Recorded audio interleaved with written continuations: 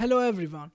If you want add rating to any cell in Google Sheets, just one click on that cell and right click on it, scroll down, and from Smart Chips click on rating.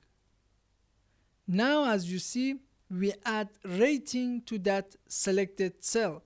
Also, if you one click on rating, you can choose any different rating: 5 star, 1 star, or 0 star. For example, 2 star.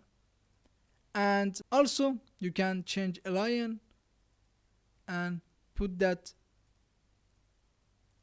rating in the center of that cell. And I hope this video was useful for you. Please subscribe to our channel for more videos. Thanks for watching.